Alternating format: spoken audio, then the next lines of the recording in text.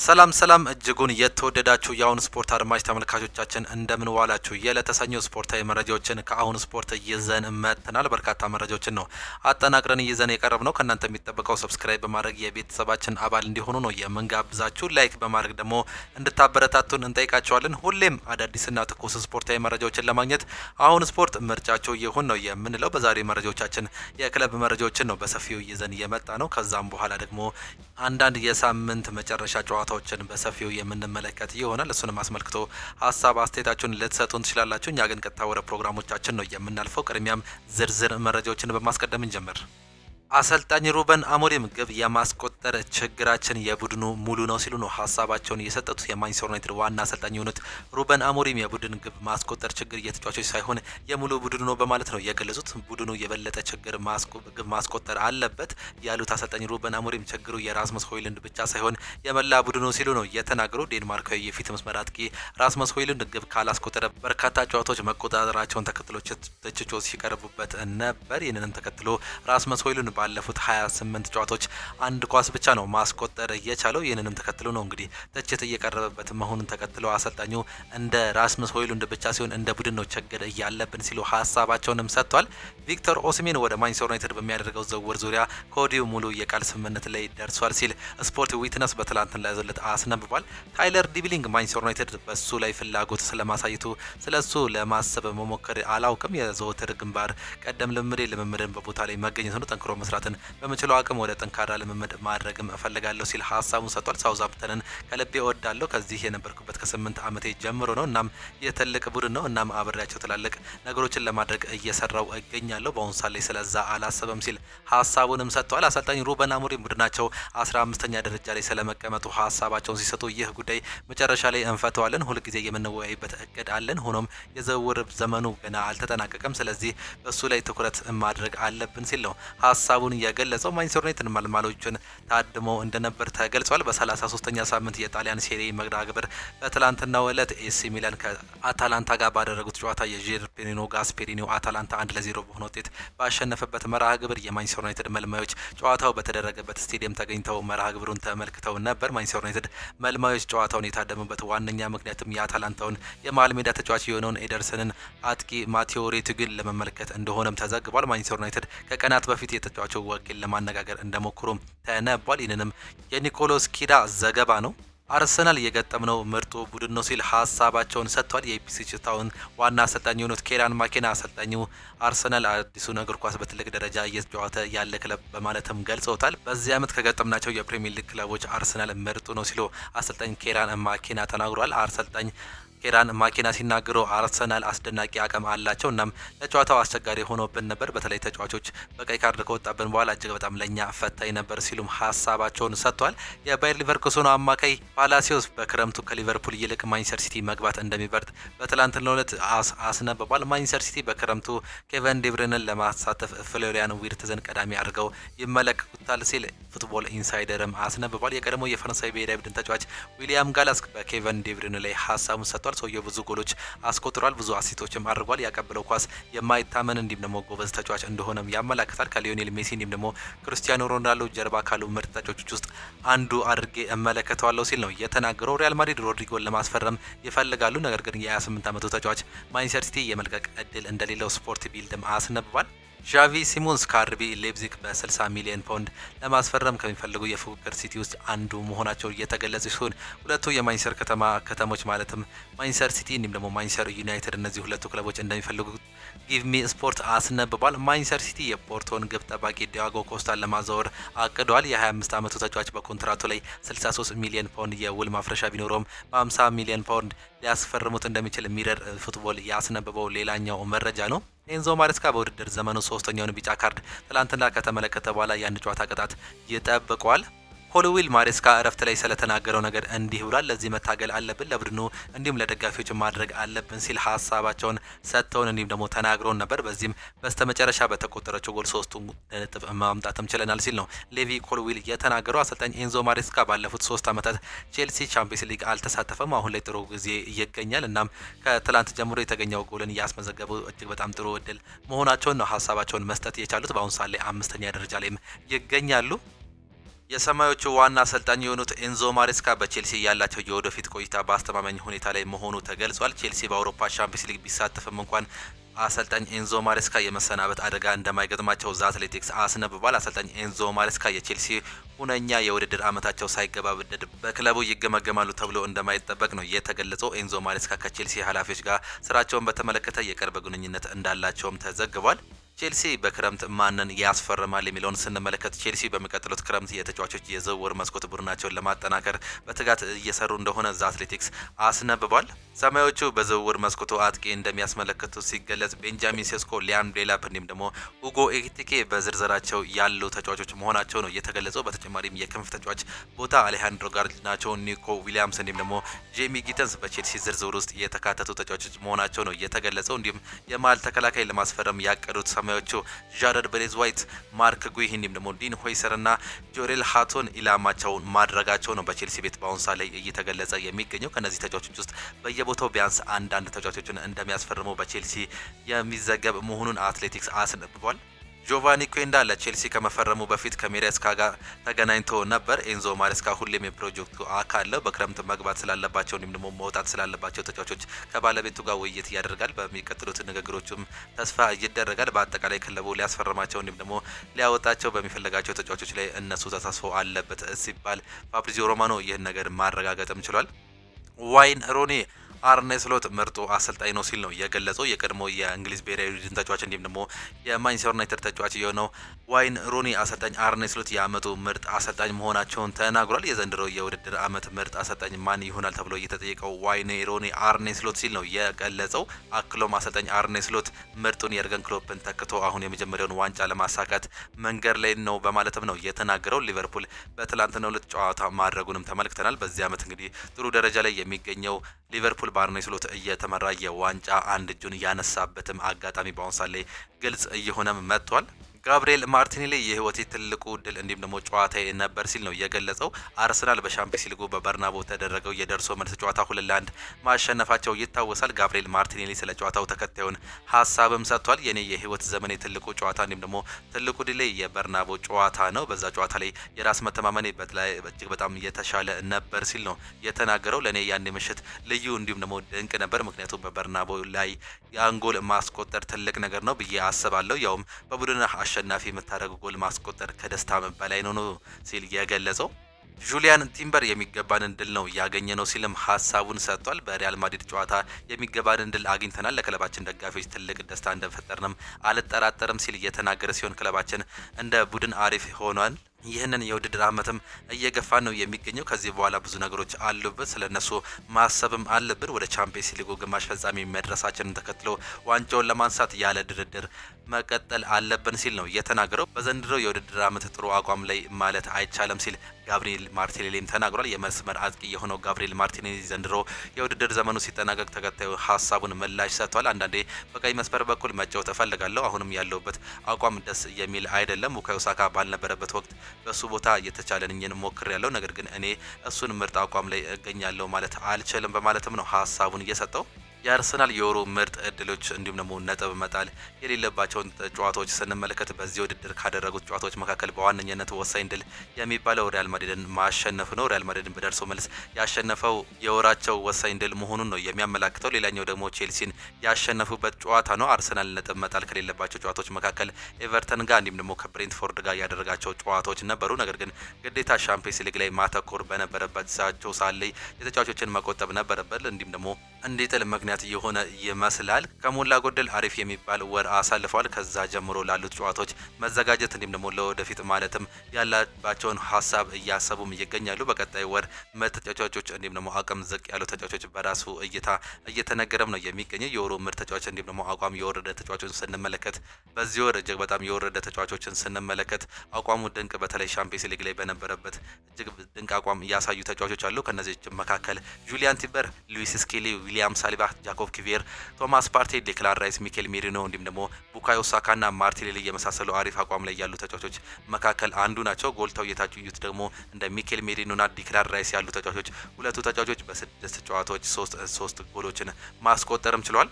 አቋማቸው የወረደ ተብሎ የሚታሰቡ ተጫዋቾችን ደግሞ ስንመለከት ካፒቴኑ ማርቲን ኦዴጋርድ ነው። የማለት ለክለቡ አይጠቅምም ማለት አይደለም። አሰልጣኝ ሩበን አሞሪም ዩናይትድን የመረቁት ፈልጌው ነው ሲሉ ነው የገለጹት። የቀዮቹ ዋና አሰልጣኝ ሩበን አሞሪም ማንቸስተር ዩናይትድን ለማሰልጠን የመረጡት በምክንያት መሆኑን ገልጸዋል። የምፈልገውን ክለብ ለመምረጥ ረጅም ጊዜ ወስዶብኛል ያሉት አሰልጣኝ ሩበን አሞሪም ወደፊት የመጣሁት ወደ ፈተና ፈልጌው አስቤበትም ነው ሲሉ ነው የተናገሩት። አክሎም ምክንያቱም እዚህ የሚፈጠር ስኬት መቼም ለትውስታ አይጠፋም፣ የየትኛውን ቦታ ላይ የምታገኘው ነገር አይደለም ሲሉ ነው ሀሳባቸውን መስጠት የቻሉት። አሰልጣኝ ሩበን አሞሪም ጨምሮም ማንቸስተር ዩናይትድን በማሰልጠናቸው ክብር እንደሚሰማቸውም በኩራትም ገልጿል። ቀጣዩ ክረምት በወሳኝ ጊዜ እንደሚሆን የገለጹት ምክንያቱም በየትኛውም ውድድር አንሳተፍም፣ እናም አሰልጣኝ የራሱ ራዕይ አለው፣ አሁን የጎደለን ችሎታ ያላቸውም ተጫዋቾች ለማምጣት እንሞክራለንም ሲሉ አሰልጣኝ ሩበን አሞሪም ከትላንትናው ጨዋታ በፊትም ሀሳባቸውን ሰጥተዋል። ኬቨን ዴብሩና በሲቲ መቆየት እንደምፈልግ በጠይቅም አልተቀበሉኝም ሲል በትላንትናው ዕለት ተናግሯል። ቤልጂማዊው አማካይ ኬቨን ዴብሩና በማንቸስተር ሲቲ አዲስ ውል ባለማቅረቡ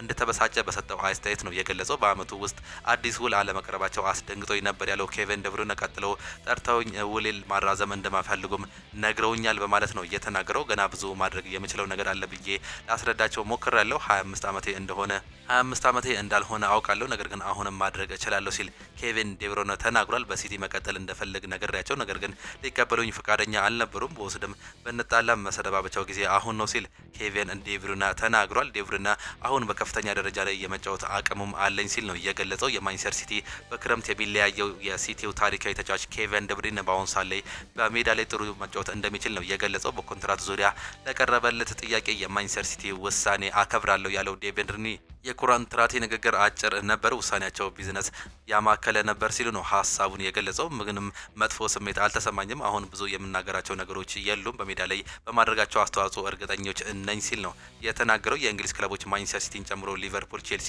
አርሰናል እንዲሁም ደግሞ ሌሎች ክለቦች እድሜያቸው ከ30 በላይ ያሉ ተጫዋቾች ኮንትራት የማይሰጥ ህግ አላቸው። ምንም እንኳን ሊቨርፑል በቅርቡ ለወሳኝ ተጫዋቾቻቸው የ2 ዓመት ኮንትራት መስጠታቸው የሚታወስ ሲሆን ለብዙ ጊዜ ትላልቅ ክለቦች ይህንን ነገር ሲያደርጉ አይስተዋልም። ማንቸስተር ሲቲም ይህንን ተመልክቶ ነው እንግዲህ አለመስጠቱ የተገለጸው።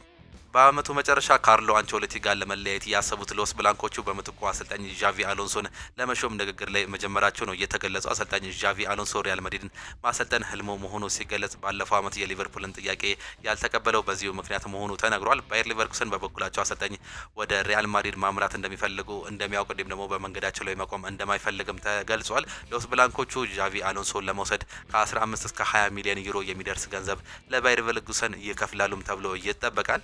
በሳምንቱ መጨረሻ የተደረጉ በርካታ ጨዋታዎች አሉ። በ33ኛ ሳምንት የእንግሊዝ ፕሪሚየር ሊግን ጨምሮ በርካታ ጨዋታዎች ተደርገው ነበር። በዚህም ያልተጠበቁ ውጤቶችን ተመልክተናል። በተለይም በቅዳሜ ዕለት የተደረጉ ጨዋታዎችን ቅድሚያ ስንሰጥ ኤቨርተን ከማንቸስተር ሲቲ ያደረጉት ጨዋታ በበርካቶች የሚታወስ ጉዳይ ነው። ማንቸስተር ሲቲ ባለቀ ሰዓት በመጨረሻዎቹ 10 ደቂቃ ውስጥ 2 ጎሎችን በማስቆጠር እንግዲህ ወሳኛውን ነጥብ ማግኘታቸውን ችለው ነበር። በዛ ጨዋታ ላይ አሰልጣኝ ፔፕ ጋርዲዮላ እጅግ በጣም ወሳኝ ነጥብ ሲሉ ነበር ሀሳባቸውን ማንሳት የቻሉት። ኤቨርተን በዴቪድ ሞይስ እየተመሩ እንግዲህ ሶስተኛ ሽንፈታቸውን ይህንን ቲም ከያዙ በኋላ መቅመስም ችሏል። በሜዳቸውና በደጋፊዎች ፊት ነበር ይህንን ሽንፈት ማስተናገድም የቻሉት። ማንቸስተር ሲቲ ማሸነፋቸውን ተከትሎ በአሁኑ ሰዓት ላይ ወደ ቻምፒየንስ ሊጉ ድልድል ለመግባት እንግዲህ ጫፍ ላይ መድረሳቸው እያመላከተን ይገኛል። በዚህ ዓመት የእንግሊዝ ፕሪሚየር ሊግ ወደ ቻምፒየንስ ሊግ የሚያልፉ ክለቦች እስካሁን አልተለዩም። የመጀመሪያው ሊቨርፑል ብቻ ነው ማረጋገጥ እየቻለው። ሌሎቹ እስካሁን ድረስ በርካታ ነጥቦች እንግዲህ በመሀል ላይ ይገኛል። አርሰናልን ጨምሮ እንግዲህ ያለፉ ክለቦች መሆናቸውን ተመልክተናል። ነገር ግን እነዚህ ክለቦች ማንቸስተር ሲቲ፣ አስቶን ቪላ፣ ኒውካስል ዩናይትድ እንዲሁም ሌሎች እነ ኖቲንጋም ፎረስትን ጨምሮ በርካታ ክለቦች እንግዲህ ቻምፒየንስ ሊግ ለመሳተፍ ቁርጠኛ ሆነው እንግዲህ እየታገሉም ይገኛሉ። ሌላኛው በዛው ቀን በተደረገ ጨዋታ ምሽት 1 ሰዓት ተኩል ላይ አስቶን ቪላ ከኒውካስል ጋር እያደረጉት ጨዋታ ነበር። ኒውካስል ዩናይትድ በአስቶን ቪላ 4-1 በሆነ ሰፊ ውጤት ነበር መሸነፍ እየቻለው። ኦሊ ዋትኪንስ ገና በተጀመረ በአንደኛው ደቂቃ ላይ ነበር ዮሐን ቴሌማንስ ያሻገረለትን ኳስ በማስቆጠር 1-0 መምራት እየቻሉት። በ18ኛው ደቂቃ ላይ ፋቢያን ሻር አቻ ማድረግ ችሎ ነበር። በሁለተኛው አጋማሽ ግን ተከታታይ 3 ጎሎችን በማስተናገድ ኒውካስል ዩናይትዶች እንግዲህ በኢያን ማትሰን፣ በዳን በርን እንዲሁም ደግሞ በአማዱ ኦናና ጎሎች እንግዲህ 4-1 ተሸንፈው መውጣትም ችሏል። ዳን በርን በራሱ ጎል ላይ ነበር ማስቆጠርም እየቻለው። በ64 በ73 እና በ75 ደቂቃዎች በአጠቃላይ በ10 ደቂቃ ልዩነት ነበር እነዚህ 3 ጎሎችን ማስቆጠር እየቻሉት የኡናይ ኤምሪዮ አስቶን ቪላ በዚህም ደረጃቸውንም ማሻሻል ችሏል። በአሁኑ ሰዓት ላይ የቻምፒየንስ ሊጉ ሩጫ ነው እንግዲህ አጓጊ እየሆነም የሚገኘው። አስቶን ቪላዎች ተከታታይ አምስተኛ ድላቸውን ነው በዛን ጨዋታ ላይ ማስመዝገብ የቻሉት። ሰባተኛ ደረጃ ላይ መቀመጥ ችሏል። ኒውካስል ዩናይትድ ሶስተኛ ደረጃ ላይ ነው የሚቀመጠው። ይህም ዛሬ የሚጠበቅ ይሆናል። ኖቲንጋም ፎረስት ዛሬ የሚያሸንፍ ከሆነ ከቶተናም ሆትስፐር ጋር ጨዋታ ይኖራል። ይህንንም ድል የሚያደርግ ከሆነ ወደ ሶስተኛ ደረጃነት የመመለስ እድል ይኖረዋል። በአሁኑ ሰዓት ላይ ኒውካስል ዩናይትድ፣ ማንቸስተር ሲቲ፣ ቼልሲ፣ ኖቲንጋም ፎረስት፣ አስቶን ቪላ እንዲሁም ደግሞ በርንሞዝ ለቻምፒየንስ ሊጉ እየተወዳደሩ ያሉ ክለቦች ናቸው። በተለይም ከሶስተኛ ደረጃ እስከ ሰባተኛ ደረጃ ላይ ያሉ ክለቦች እጅግ በጣም ፉክክር ውስጥ የሚያምር ደረጃን እያሳዩን ነው የሚገኙት በእንግሊዝ ፕሪሚየር ሊግ። በእርግጥ ዋንጫውን አንድ ጆሮ የያዘው ሊቨርፑል እያረጋገጠ የሚገኝበትም ሰፊ እድል እየመጣ እንደሚገኝ ነው እየተመለከትን የምንገኘው። 5 ጨዋታዎች ይቀራሉ። ከነሱ 3ቱን የሚያሸንፉ ከሆነ እንግዲህ እርግጠኛ የመሆን እድልም ይኖራቸዋል። ሌላኛው ተጠባቂው ጨዋታ የነበረው የበርንሞዝ እና የክሪስታል ፓላስ ጨዋታ ነበር። 0-0 ነው ይህም ጨዋታ መጠናቀቅ እየቻለው። ብራይተንም ከሜዳቸው ውጪ ባደረጉት ጨዋታ በብሬንትፎርድ 4-2 በሆነ ሰፊ ውጤትም ተሸንፈው ነበር። እንግሊዝ ፕሪሚየር ሊግ የቅዳሜ ጨዋታዎች እነዚህ ነበሩ። ትላንትና የተደረጉ ጨዋታዎችን ስንመለከት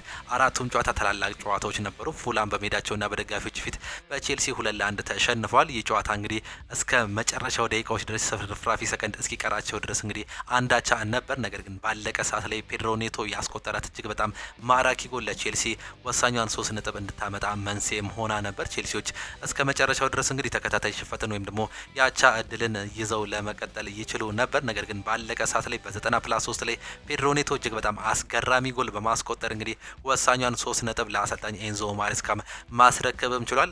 ትላንትና ማሸነፋቸውን ተከትሎ አምስተኛ ደረጃነትን መቆናጠጣቸውን ነው እየተመለከት ነው። ይህም እንግዲህ ጥሩ ደረጃን እንዲያስቀምጡ እንዲሁም ደግሞ ለቻምፒየንስ ሊግ የሚደረገውን ፉክክር እየመሩ እንዲሁም ደግሞ እዛ ውስጥ ለመቀመጥ የሚያስችላቸውን ነጥብ ነው መያዝም እየቻሉት። በአሌክስ ኢዮቢ ጎል ነበረ በመጀመሪያው ጎል ፈርስት ሃፍ ላይ በማስቆጠር እንግዲህ 1-0 መምራት የቻሉት ፉላሞች። ነገር ግን በሁለተኛው አጋማሽ በ83ኛው እና በ90+3 ላይ በ10 ደቂቃዎች ልዩነት ነው እንግዲህ ሁለት ጎሎችን በማስቆጠር አሰልጣኝ ኤንዞ ማሬስካ ያሉትን ወይም ደግሞ የተናገሯቸውን ነገር በመተግበር እንግዲህ ወሳኛውን 3 ነጥብ ማምጣት የቻሉት። የኢፕስዊች እና የአርሰናል ጨዋታ ሌላኛው ጨዋታ ነበር። ቀን 10 ሰዓት ላይ የተደረገው አርሰናል በሰፊ የጎል ልዩነት ማሸነፍም ችሏል።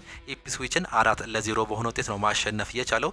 ኢፕስዊቾች በተለይም ዴቪስ በቀይ ካርድ ከወጣ በኋላ እጅግ በጣም ከባዱን ጊዜ በሜዳቸው ማሳለፍ ችለዋል። አሰልጣኞች እንደተናገሩት ከሆነ በቀይ ካርድ ከወጣ በኋላ የአርሰናል እጅግ በጣም ፍጹም የጨዋታ የበላይነት ተመልክተን ነበር። ይህም አርሰናሎች በዚህ ዓመት ባየናቸው ክለቦች እጅግ በጣም ልዩ ክለብ ነው፣ እጅግ በጣም አስፈሪው ክለብ እንደሆነ ተመልክተናል ሲሉ አሰልጣኝ ኬራን ማኬናም ተናግረዋል። በጨዋታ ላይ ሊያንድሮ ትሮዛርድ የጨዋታው ኮከብ ነበር። 2 ጎሎችንም ማስቆጠር ችሏል በመጀመሪያው አጋማሽ እንዲሁም ደግሞ በሁለተኛው አጋማሽ። ሌሎቹን 2 ጎሎች ደግሞ ማርቲኔሊ እንዲሁም ደግሞ ኢታን ንዋኔሪ ናቸው ማስቆጠር የቻሉት።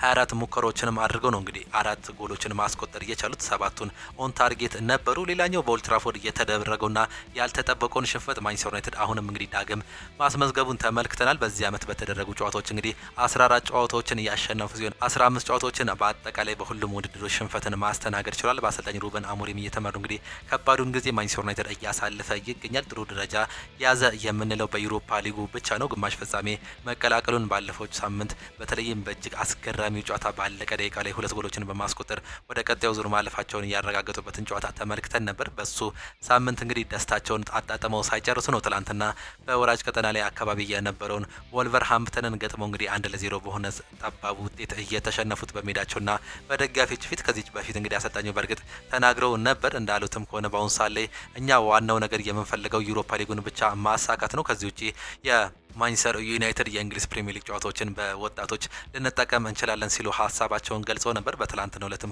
ከቤንች ያስነሷቸው እንዲሁም ደግሞ ከወጣት ቡድኖቹ ያሰለፏቸው ተጫዋቾች ነበሩ። ከወጣት ቡድን 2 ተጫዋቾች ያሰለፉ ሲሆን ከቤንች እንደ ቪክተር ሊንድሎፍን በማንሳት እንግዲህ ካፒቴን አድርጎ በማስገባት ጨዋታውን ጀምረው ነበር። ነገር ግን ትላንትናም ሌላ ሽንፈት ነበር ማስተናገድ የቻሉት። አሰልጣኝ ሩበን አሞሪም እንደተናገሩት ከሆነ ጎል የማስቆጠር ችግር አለብንም ሲሉ ሀሳባቸውን ሰጥቷል። በትላንትናው ዕለት ራስመስ ሆይሉንድ በርካታ እድሎችን አግኝቶ ነበር። እሱም አስቆጪ የሚባሉ ነበሩ። በዚህም እንግዲህ ራስመስ ሆይሉንድ ብቻ ሊተች አይገባም፣ እንደ ቡድን መተቸት አለብን ሲሉ ሀሳባቸውን ሰጥተዋል። ወልቨርሃምፕተን ትላንትና ማንቸስተር ዩናይትድን ማሸነፉን ተከትሎ እንግዲህ ተከታታይ 5ኛ ድሉን ነው በትላንትናው ዕለት ማስመዝገብ እየቻለው በቪክቶር ፔሬራ አሰልጣኝነት እየተመራ። ሊቨርፑልም በትሬንት አሌክሳንደር አርኖልድ ብቸኛ ጎል በማሸነፍ እንግዲህ የሊጉን ደረጃን በመምራት የሚገኘው ሊቨርፑል ትላንትናም ድል ማድረግ ችሏል። ሌስተር ሲቲ ትላንትና መሸነፉን ተከትሎ በአሰልጣኝ ቫን ኒስተልሮይ እየተመራ እንግዲህ ወደ ከሻምፒዮንሺፕ መውረዳቸውን በትላንትናው ዕለት ያረጋገጠ ሌላኛው ክለብ መሆኑን ነው መመልከት እየቻለው። ትሬንት አሌክሳንደር አርኖልድ በተለይም ወደ ሪያል ማድሪድ ይሄዳለው የሚለው ነገር ከተረጋገጠ በኋላ የትላንትናው ጎል እጅግ በጣም ወሳኝ ጎል ነበረች። ነገር ግን ሪያል ማድሪድ ካለው ዝውውር ጋር በተያያዘ እንግዲህ ሊቨርፑል ደጋፊዎች የሱን ማሊያ እያወጡ ሲያቃጥሉ ተመልክተን ነበር። ይህም ለሱ ከባድ ጊዜ ሊሆን እንደሚችል በርካቶች እየገመቱ ነበር። ትላንትና ግን ወሳኛን እነ 3 ነጥብ በትሬንት አሌክሳንደር አርኖልድ ማግኘትም ችሏል። አሰልጣኝ አርኔ ስሎትም ጨምሮ እንግዲህ ወሳኛን ነጥብ በሱ ማምጣታችን እጅግ በጣም ደስተኛ እያደርገናል ሲሉ ነው ሀሳባቸውን መስጠት እየቻሉት። በዚህም እንግዲህ የዚህ የሳምንት የእንግሊዝ ፕሪሚየር ሊግ ጨዋታዎች እነዚህን እየመስሉ ነበር። በስፔን ላሊጋም የተደረጉ ጨዋታዎች ነበሩ። በተለይም ቅዳሜ ዕለት በተደረገ ጨዋታ ባርሴሎና በሜዳና በደጋፊዎች ፊት በሴልታ ቪጎ 3-1 ሲመራ ቆይቶ ሪሞንታዳን ያስመለከተበትን ጨዋታ ተመልክተን ነበር። 3-1 ሲመራ ቆይቶ 4-3 በሆነ ውጤት ነው ማጠናቀቅ እየቻለው። በእርግጥ መጀመሪያ ጎል ማስቆጠር የቻለው በመጀመሪያው እሱ ነበር ማስቆጠር እየቻለው ባርሴሎና። ነገር ግን ተከታታይ 3 ጎሎችን ሃትሪክ ተሰርቶበት 3-1 ሲመራ ቆየ። በመጨረሻው ግን ባስቆጠሯቸው 3 ጎሎች 4-3 በሆነ ወሳኝ 3 ነጥብን የሚያስገኝ ጎሎችን በማስቆጠር እንግዲህ አሸንፈው መውጣት ችሏል። ሪሞንታዳ እየተመለከትንበትም የባርሴሎናን ስቴዲየም በዛ ጨዋታ ላይ ተመልክተናል። አትሌቲኮ ዲ ማድሪድ በላስ ፓልማስ ከሜዳቸው ውጪ የተሸነፉበትም ጨዋታ ነበር። ትላንትናም የስፔን ላሊጋ ቀጥሎ ነበር። ሪያል ማድሪድም ብቸኛ ጎል በፊዴ ቫልቬርዲ ብቸኛ ጎል እንግዲህ ወሳኛን 3 ነጥብ በማግኘት እንግዲህ አሁንም ፉክክር ውስጥ እንዳሉ ማስመስከርም ችሏል። አሰልጣኝ ካርሎ አንቸሎቲ በስፔን ላሊጋም አሁን የ4 ነጥብ ልዩነት አለ። በአሁንም ሰዓት ግን ያላለቀ መሆኑ ነው ያስመለከተን። በጣሊያን ሴሪም የተደረጉ ጨዋታዎች ነበሩ። በትላንትናው ዕለት ኢንተር ሚላን እየተሸነፈ ሲሆን ናፖሊ ያለፈውን ቅዳሜ ማሸነፉን ተከትሎ እንግዲህ በተመሳሳይ በ71 ነጥብ ሁለቱም ሊጉን እየመሩ ይገኛሉ በጎል ተበላልጠው ማለት ነው። በጀርመን ቡንደስሊጋም የተደረጉ ጨዋታዎች ነበሩ። ባየር ሙኒክ ከሜዳቸው ውጪ ሄደንየምን በማሸነፍ እንግዲህ 4-0 በማሸነፍ መሪነታቸውን ማጠናከር ችሏል። ቦሩሲያ ዶርትመንድም ትላንትና አሸንፎ እንግዲህ ወደ 7ኛ ደረጃነት መምጣት እየቻለበትን አጋጣሚ ነው መመልከት እየቻለው። ባየር ሊቨርኩሰን ደግሞ አቻ ከሜዳቸው ውጪ ያስመዘገቡበትን ውጤት ተመልክተናል። እነዚህ በዚህ ሳምንት የተደረጉ ወሳኝ ጨዋታዎችም ነበሩ። የተወደዳችሁና የተከበራችሁ የአሁኑ ስፖርት አድማጭ ተመልካቾቻችን ለዛሬ የነበረን ስፖርታዊ መረጃዎቻችን ይህንን ይመስሉ ነበር። ፕሮግራሞቻችን የታያቸው ሀሳብ አስተያየታችሁን ኮሜንት ቦክስ ላይ ልታጋሩን ትችላላችሁ። የዛሬ የምሽት ፕሮግራሞቻችን ይህንን ይመስሉ ነበር። በጠዋት ፕሮግራሞቻችን እስከምንገናኝ ድረስ ቻው፣ መልካም ጊዜ፣ መልካም ምሽት ይሁንላችሁ።